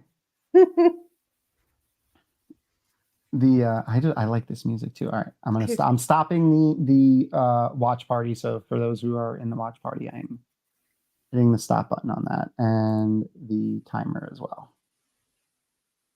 All right. That was a good. Every episode of this show, I feel like, is almost like a different genre of movie. It's been fun to watch. Like, this was way less action in this, and this was more almost like a thriller. This episode. Yeah, I can see that. I agree. The soap opera drama of Brain Rot in the Vault. Yeah, yes. There's so much good, funny things.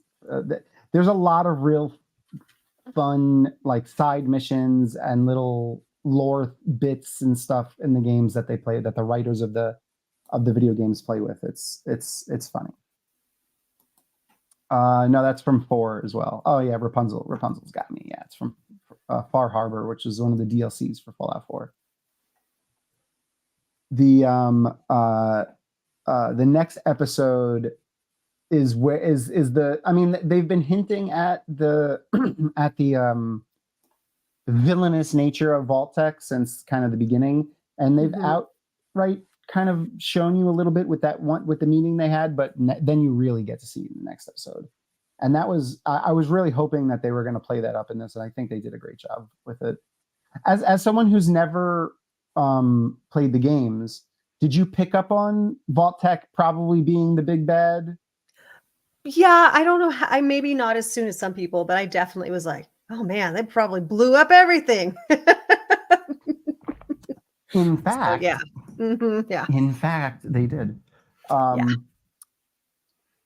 I guess Luna decided not to come back. Now I'm Aw. dead. The bed is empty, and I couldn't turn it. I was like, I just reached over to pet him, and he wasn't there. Aw. Though, okay, so I don't know if I mentioned it, but in the where these questions come from for our interview, which is what we've been You didn't doing. mention that. Okay, so have you ever seen the show Inside the Actors Studio? Oh, yeah, but not for a while. Yeah, well, I mean, James Lipton passed away a long time ago. Yeah. Mhm. Well, not that long ago, but, Oh, yeah, a that's while true. ago. I think like 10 years ago or so. Okay, yeah. So I wanted to figure out a way to kind of throw the attention back to the guest at the end of the episode. And I thought, what a great way. Oh, we'll just do like a little mini interview at the end. And then like trying to think of like a format for the interview. I immediately thought of James Lipton and Inside the Actors Studio and was just like, well, that's what we're doing, because Oh, that's great. I love that. And then being able to get everyone, the same list of questions, but all of our, people's different answers has been a lot of fun. So as we go along, I'm going to keep putting more and more fanfare into it. And I have some ideas for some stuff in the future. But one of the more recent things that I did was this little fun intro.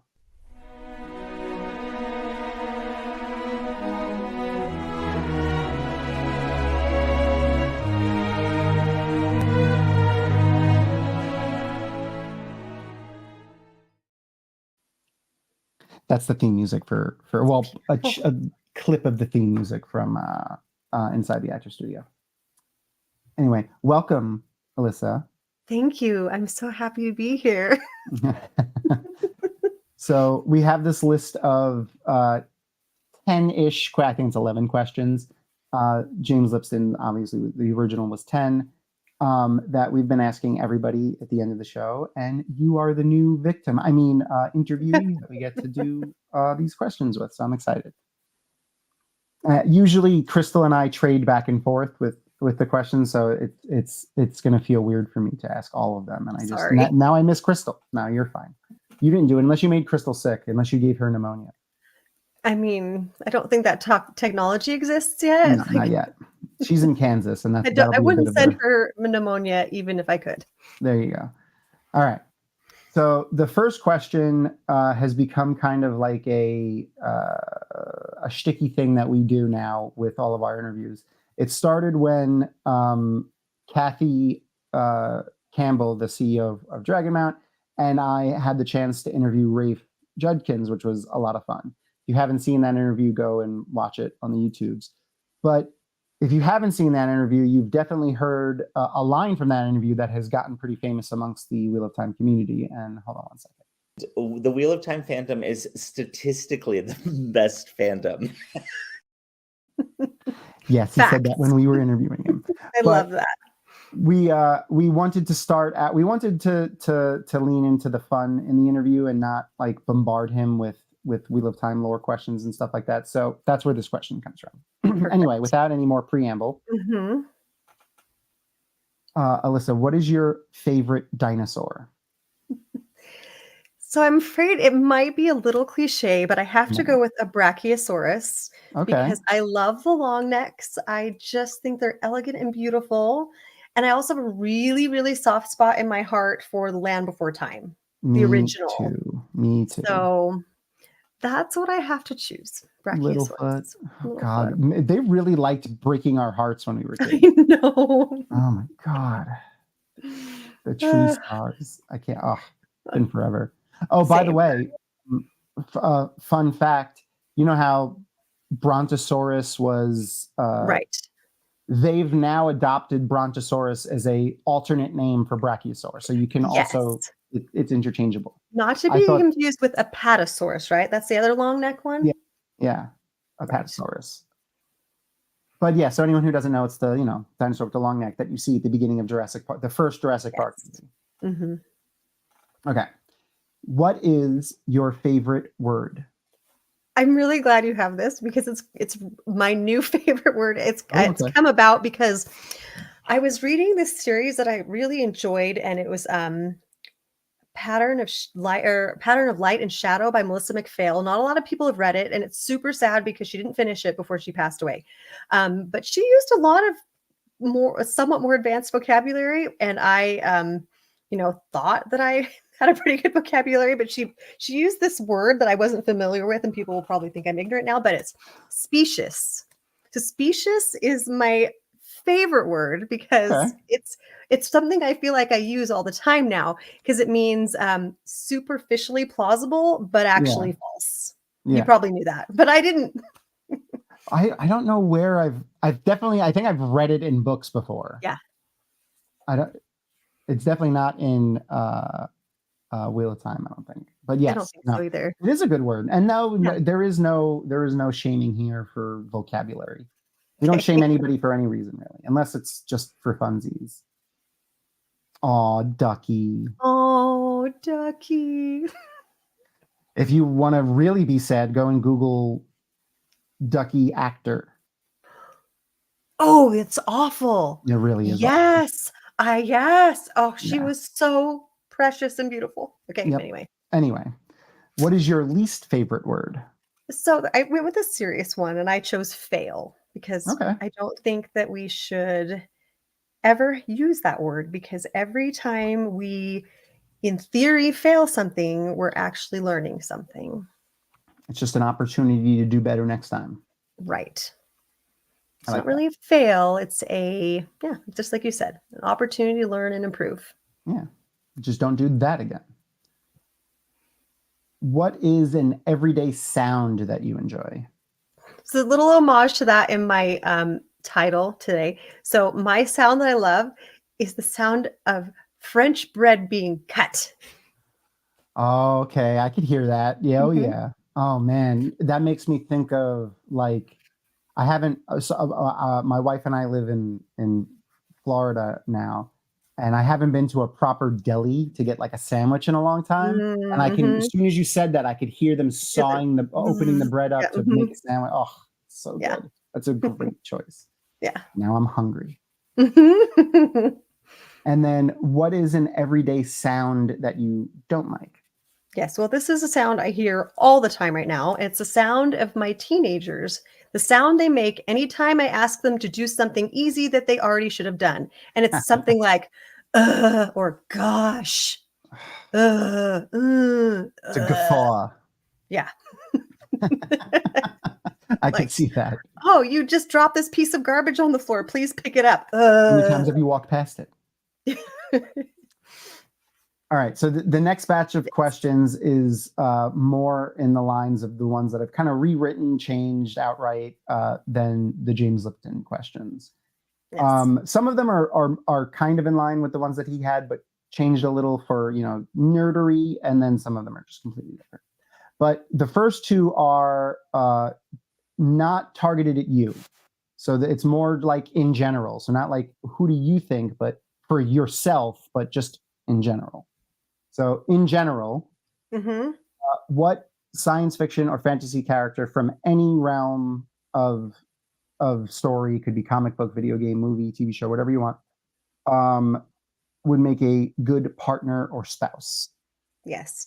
So I did go a little outside the realm of, because I wasn't sure if you did mean anywhere. Yeah. But I chose Malcolm Reynolds from Firefly. Ooh, okay. Although technically he did get married, but that doesn't count.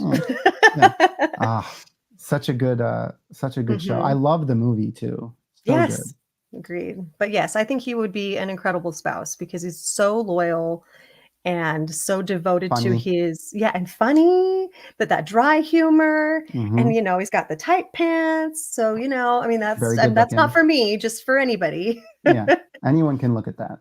Yeah, but funny, but also just that loyalty is such a great quality for a spouse. He's got a great sense of right and wrong too, I think. Yes. And then in that same vein, what character do you think would make the worst spouse or partner? Yeah. So I picked Ambrose from the Kingkiller Chronicles. Anybody familiar with that? Yes. Ambrose Jackus. Okay, I could see that. Just the most incredibly selfish, pompous character ever. Oh man, now I'm sad because freaking I I'm know. still waiting on the next book. I know. I feel bad for Pat. So I Pat do Ross, too. for people that don't know, King Killer Chronicle was So Pat good. Roth's book. You know, we've been waiting for the next book forever. Yeah. Similar to Game of Thrones, not quite as long, but close. Yeah. He was he was the guest of honor at Jordan Con 4 or 5, I think. Before I was, so Yeah, it's before. It's a while ago. Like I'm talking 2009, not 2010, maybe. He was there on a Brandon year, so him and Brandon were both there, and those were some really cool panels. I think they might be on the Jordan Con YouTube if you scroll back far enough.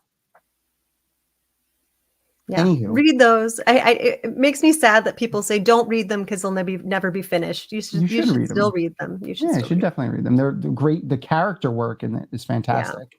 Well, and the prose is dialogue beautiful. Mm-hmm. Yeah. Oh yeah. Okay, so yes. Have you ever had a crush on a fictional character, and who was it? Okay, so this is also kind of outside the realm, but I may or may not, as a young teenager, had a full-sized cardboard cutout of Han Solo in my bedroom. Who wouldn't? That's fair. That's fair. I mean, Han Solo was pretty cool, and I mean, young Harrison Ford. I mean, any age Harrison Ford, to tell you the truth. Yeah. But young Harrison Ford was particularly great. Mm-hmm. You can't pick it. I put a second one on, which I don't even really remember the character, but I remember I was really young, maybe 13 or 14, and I kind of had a crush on the guy from the Cold Fire trilogy, which not a lot of people know. It's C.S. Friedman, and he was like pretty like evil, so kind of like evil hot sort of guy. Yeah. Gerald Tarrant, I think, was the character. I don't even think they were the greatest books ever, but it was one of those like, ooh, he's kind of naughty, and so this is a little sketchy that I would like this character. I don't know if that was my literary one. Yeah, angsty teenagers. Yes, exactly. You got to have one of those. One of those in there. Okay, so if given the opportunity to assume a vocation or align with any group from any realm of fiction, who would you choose? So like a Jedi from Star Wars, or the elves of Mirkwood from Lord of the Rings. Right. So the obvious choice would be Aes Sedai, and so I decided I needed to go away from that and not be quite so obvious. So I opted to choose a non-magical group and go with the Rohirrim, the Riders of Rohan. Okay. Because I also love Eowyn. So yes, she was fantastic. Also, I don't know if you know this fun fact about the scene when we see all the Riders of Rohan in the movie. All but Carl Urban are female. So cool, right? I love that so much. Mm-hmm. Yeah. They were the horse trainers, and they all were just female horse trainers. So they just. And I love horses.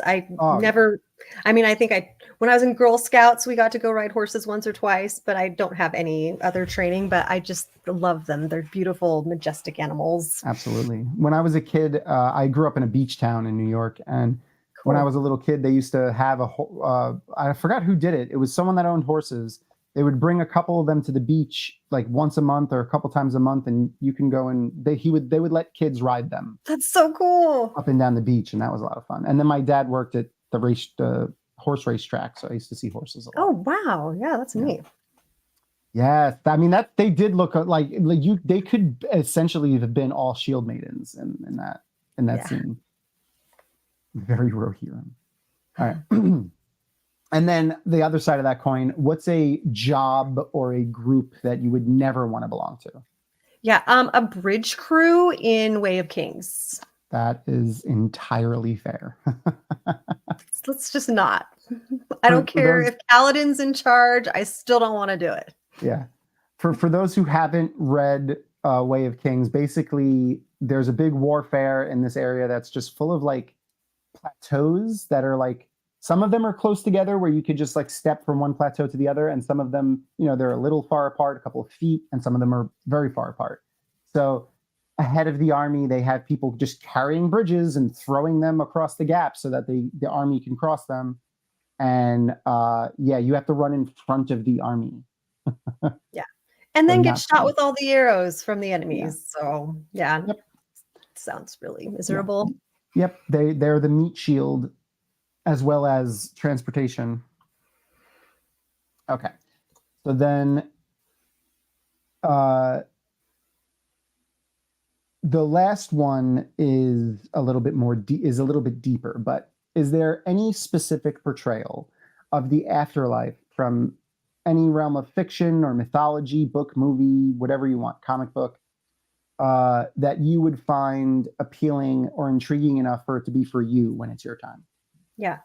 So I had to really think hard about this one, but I finally thought of one that I thought really resonated, and that is Discworld, where essentially whatever happens in the afterlife is up to you and what you make of it. Yeah. So that's kind of perfect, and I think that would be exactly what I would want. Yeah, that's I like the kind of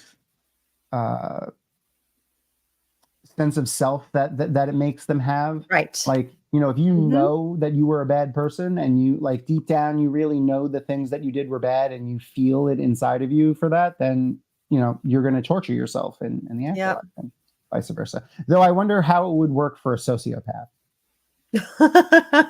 That'd be interesting. Like Dexter Morgan. Like, oh, I'm perfectly fine, but actually not. Well, interesting. Yeah. Anywho, thank you so much for answering those questions. That was fun.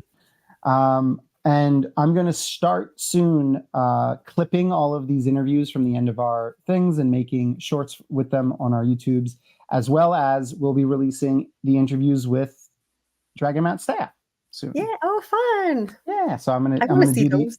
Yeah, those are gonna be fun. I'm gonna go through and interview all the staff, and then we'll have Crystal we'll interview each other, Crystal and I.